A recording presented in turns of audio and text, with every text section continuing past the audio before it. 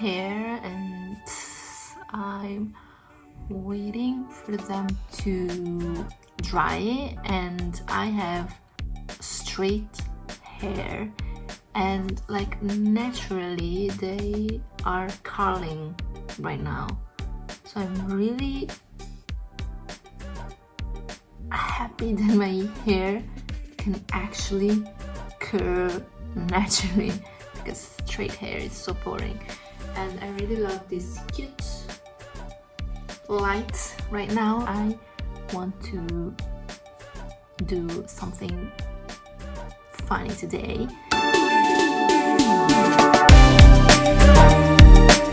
Hi, morning or good whatever part of the day you are watching this. So today, as I was washing my hair, I thought about some covers, book covers that I often think about, and I think of some covers and some books sometimes as my boyfriend, like I had a relationship with them, because that's what it is. I thought, why not rate some covers here on my YouTube channel together with you and have some fun together.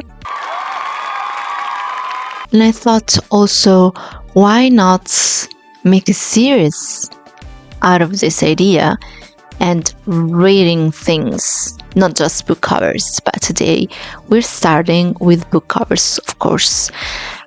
And I thought it's not fun for me if I really know the covers and I already know the reaction I had for the first time watching them. So I thought, why don't we react together on some new covers for me, in the sense that I don't know these books, or I know them but I didn't read them and I don't know the covers. So I thought, okay, I can do covers from the 50s until now, and I picked just 2 book covers from the 50s, 2 from the 60s, 2 from the 70s, and so on until now, just to not bore everyone with too much covers to rate. Okay, so I will also try to, with just the look of the cover and a little bit of the plot, I will tell you if I am interested in reading them in the future, just as we do when we go to the bookshop or the library.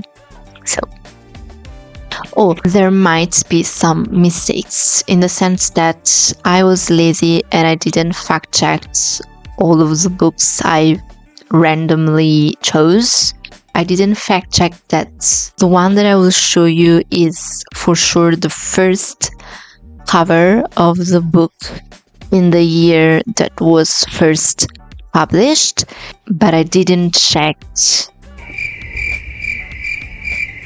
enough to be certain of that. So I am so sorry if I made some mistakes, but we are here just to rate the covers, so we don't care, whatever.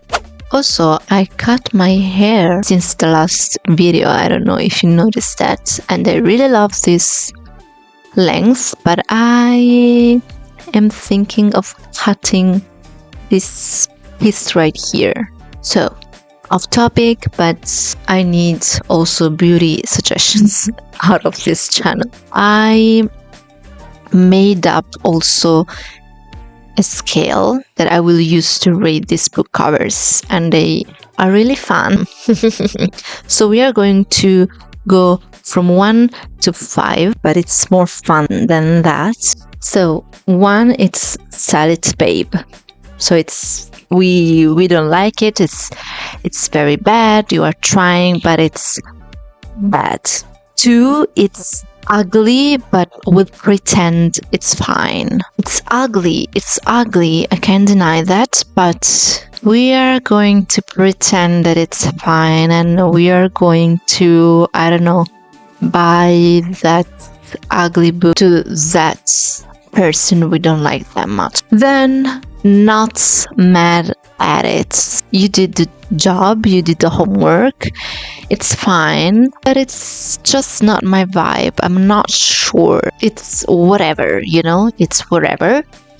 4, it's a little slay. It's good, I guess, almost there, but it's not there yet. 5, get it, babe. So you need to buy that book just for the cover. Maybe it could be a shitty book, a shitty story, a shitty plot, a shitty writing, but we love that cover and we need that in our libraries. Okay, so another disclaimer that I want to do is that I'm not judging the designer behind the cover or the publishing houses or whoever made that cover. It's just my opinion and it's just my fun little scale of reading things, and deal with it. So let's start with the first book from the 50s, The Case of the DeMented Spiv by George Bellairs, and it was published in the 1949, if I had it right. So it's kind of from the 50s. So I will read a little bit of the plot just to understand what the book is about. The Case of the Demented Speed is a 1949 mystery novel by George Bellairs, part of his Inspector Thomas Littlejohn series. The story begins when a disheveled man bursts into a village pub claiming there's a body at the Finnegan's Mill. Upon investigation, the police discover a corpse with a face smeared in a theatrical makeup and a false mustache. As Inspector Littlejohn delves into the case, he uncovers a web of deceit and hidden secrets within the seemingly quiet village. The novel combines classic British detective storytelling with psychological intrigue set against a post-war rural backdrop. Okay, so I'm not really interested in thrillers. I've already said that in previous videos. So I really like this cover. I really like the pastel colors, blue, pinkish, whitish, black of the building and the footprints, I guess, and the little man running and the gate. It's like gorgeous to my eye, and the white of the writing of the title, it's healing to me, and also the font, it's really fascinating to my eye. It's simple but it's beautiful to me, and I really love the sharp, irregular shapes that still follows a line, create as a whole a stunning cover. So it's a get it babe. It's a get it babe for me because I really love this cover. I love the shape of it and it makes me feel something, and I think it's pretty relatable to the plot that we read. But the plot seems really interesting, so why not to have this beautiful cover in my library? Maybe one day I will also read that. The second book from the 50s, and this time it's right from the beginning of the 50s because it was published maybe in the 1952, and maybe this is the first ever published cover, and we're talking about Let It Come Down by Paul Bowles.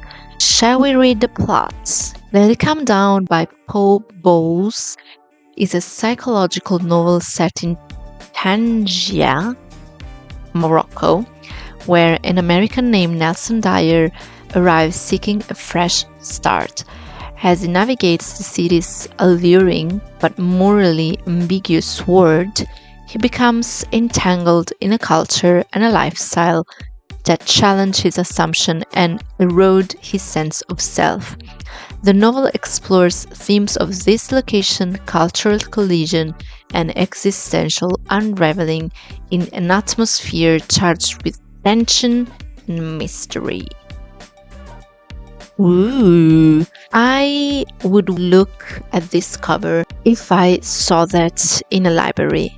I have to say that I really love vintage covers, and that's the reason why I thought of going back to the 50s until now to look at some covers with you. So for this particular cover, I really love the colors. Again, color combination, pale blue contrasted with black, and the white outlines the landscape and the city in this whitish and also the sandish color of this cave.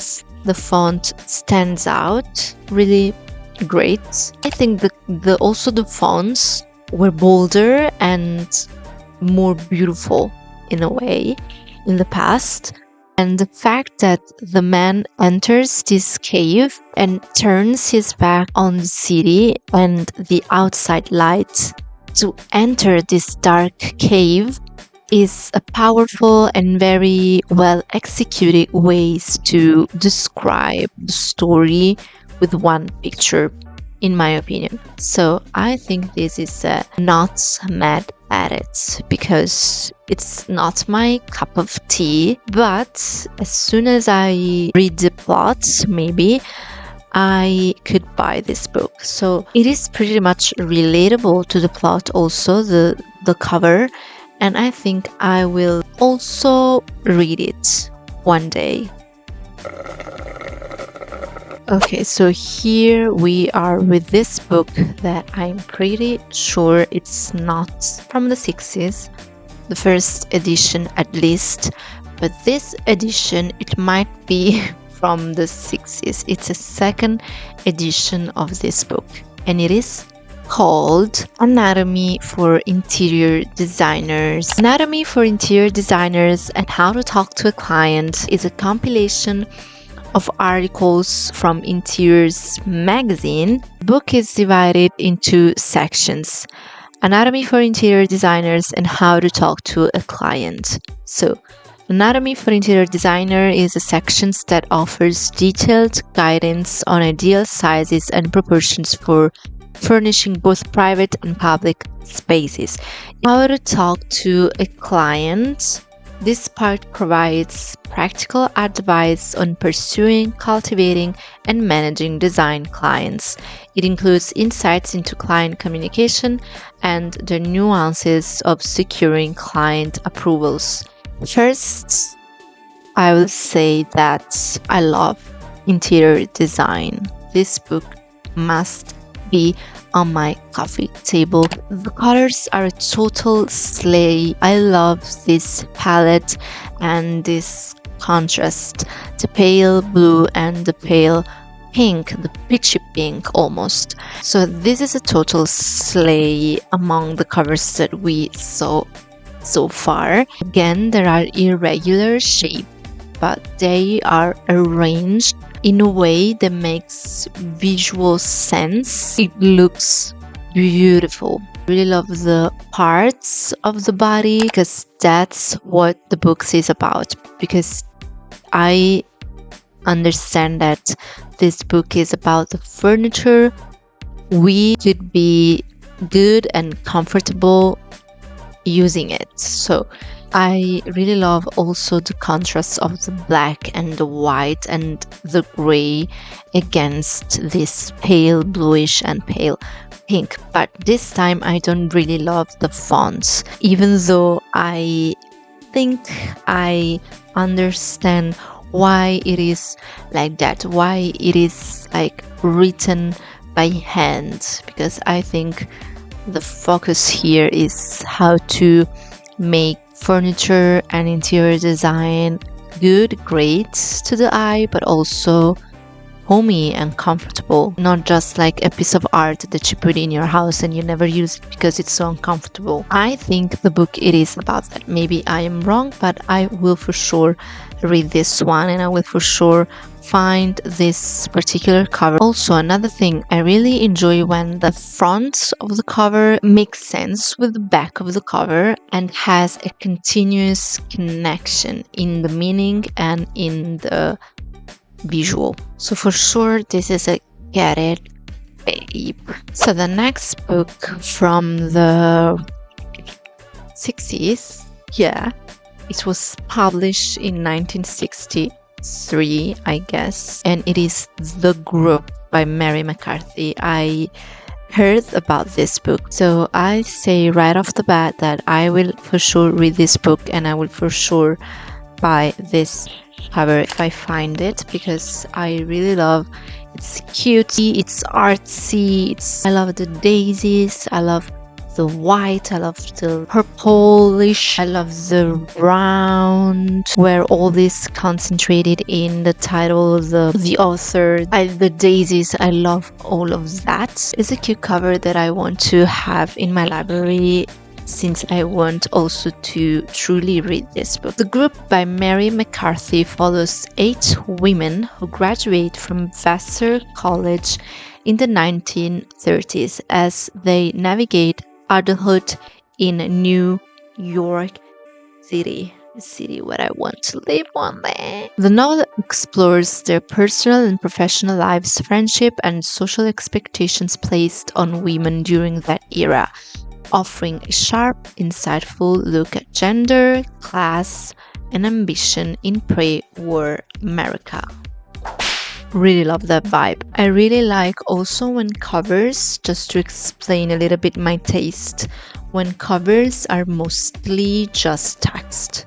And we don't see very much of this in Italy. I see this kind of covers more in the UK, in the US. In Italy, we don't have this big title, chunky titles, but I really love that. I really love that sometimes. This one, it is not just title, but I really love the chunkiness in this bubble, that it seems like a small porthole in what we are going to read in the book. It's a get it, babe. Also this one, it's a get it, babe.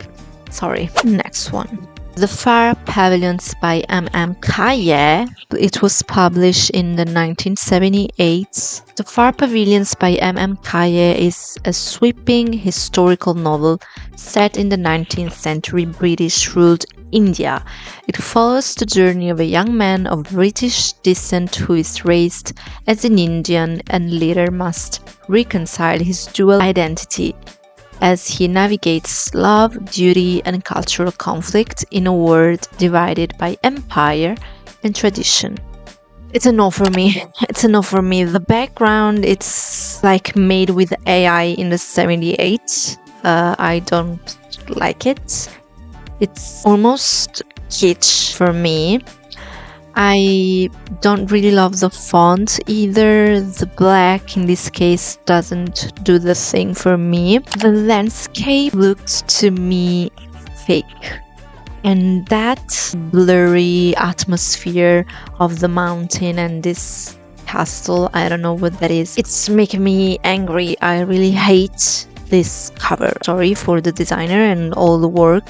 I know I worked in publishing houses and I know the drill. I think it's an historical genre, kind of fiction, I don't know, but from the cover I see like a mix of sci-fi and western genre, so it's not really appealing to me, not because these genres are bad or anything, but it's not the right vibe for the plot, I think. I do somewhat appreciate the lower part of the cover, the one with the rocks and the rider, and the colors in these sections is much more pleasing, but it's no for me, and it's a sell it babe right now.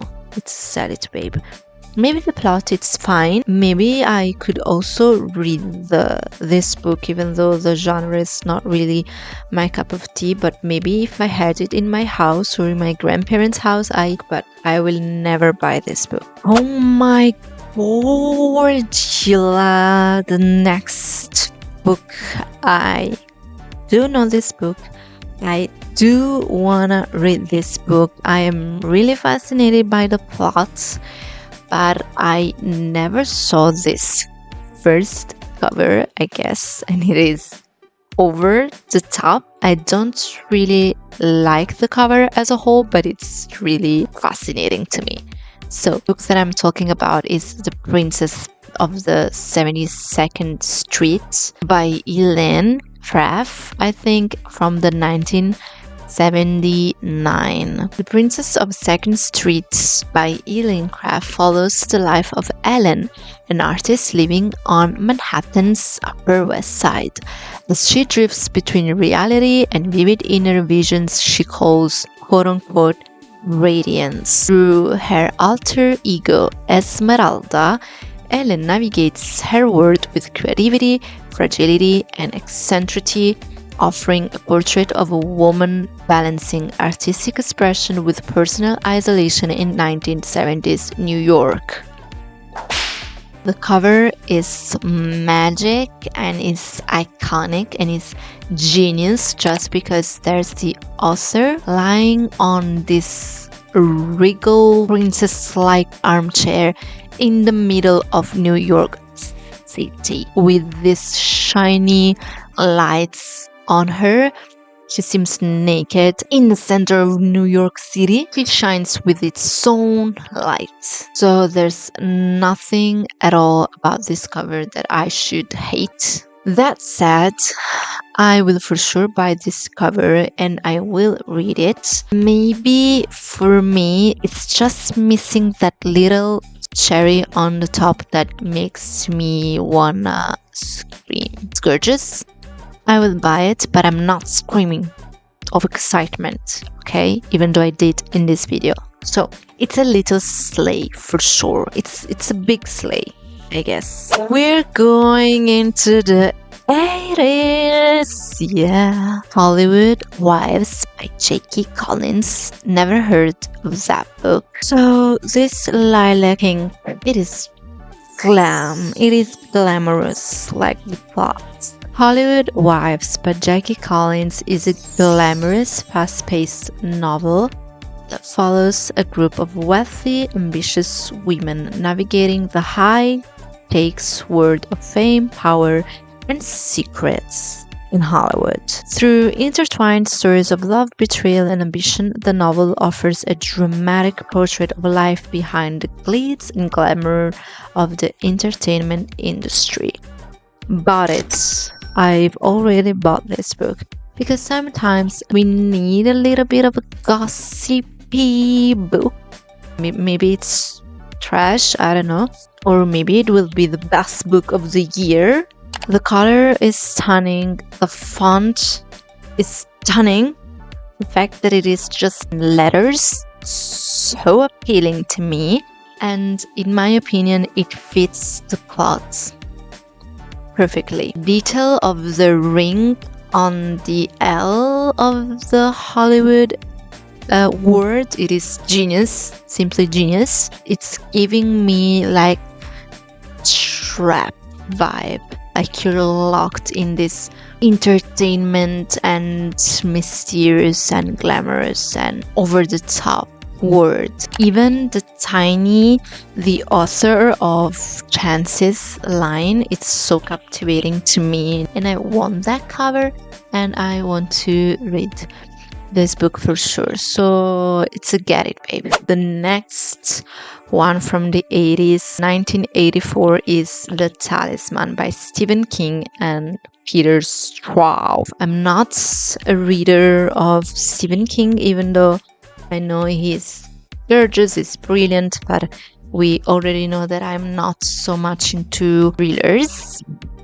But I know he is the GOAT. This is the plot. The Talisman follows a 12-year-old boy named Jack Sawyer, who embarks on a perilous cross-country quest to find a mysterious object known as the Talisman. This powerful relic may be the key to saving his dying mother and possibly much more.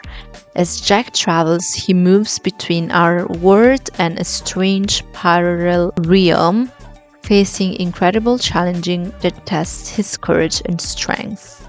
This is a cover. It's not my genre. I don't think I will read this book, and I don't really love this cover neither. It's not terrible, but I don't even understand the cover. I do like the colors and the big chunky titles again, and those lines that draw you in the book, and the font definitely gives you a vibe of that era, if that makes sense. But still, I think that this cover does its job, but it doesn't make me want to buy this book. So I'm not mad at it. Me editing this video, and it's not even so bad recording on my computer. Wow. So I was editing, and yes, I'm in my swimsuit because it's hot and I'm working on my tan. Maybe I did too many covers, or maybe I spent too many words on each cover. I have plenty of opinions. I'm sorry, and I am a bitch who talks a lot. I'm a Gemini.